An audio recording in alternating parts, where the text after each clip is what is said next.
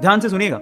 तो हुआ कुछ यूं कि एक लड़का काम की तलाश में गांव से बड़े से शहर में पहुंच जाता है। अब उसके पास पैसों की कमी होती है, इसके लिए उसे जल्द से जल्द नौकरी ढूंढनी थी। अब वो आसपास पता करता है तो उसे मालूम पड़ता है कि एक बड़ी सी कंपनी है, वहां पे ऑफिस बॉय की जरूरत है।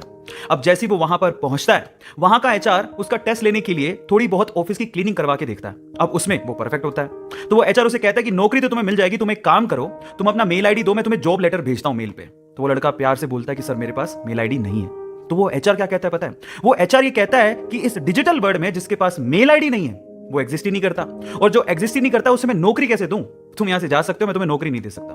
वो लड़का निराश हो जाता है, लेकिन सरवाइव तो करना था। गांव से आखिरकार घर छोड़ के आया है, उसके जेब में ना 100 रुपए थे। अब वो क्या करता है, सामने उसे एक सुपरमार्केट दिखाई देता है, वो वहां पे जाता है और सुपरमार्केट से 100 रुपए में टमाटर खरीदता है और घर घर जाकर उन टमाटरों को बेचता है, और 100 रुपए से उसके पास 200 रुपए इकट्ठे हो जाते हैं।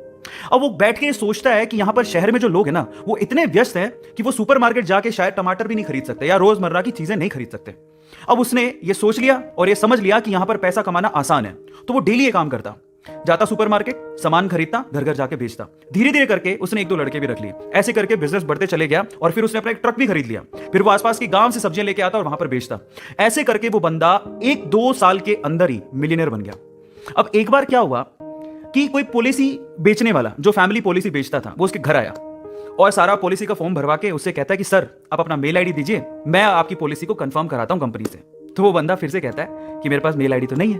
तो वो पॉलिसी वाला जो पॉलिसी बेचने आया था वो इस बंदे को कहता है कि सर इस डिजिटल वर्ल्ड में अगर आपके पास मेल आईडी होता तो आप कहां के कहां होते, आपका बिजनेस कहां का कहां पहुंच जाएगा, सर मेल आईडी तो रखिए। तो फिर वो प्यार से जवाब देता है कि अगर मेरे पास मेल आईडी होता ना तो आज मैं किसी बड़ी सी कंपनी में ऑफिस बॉय की नौकरी कर रहा होता।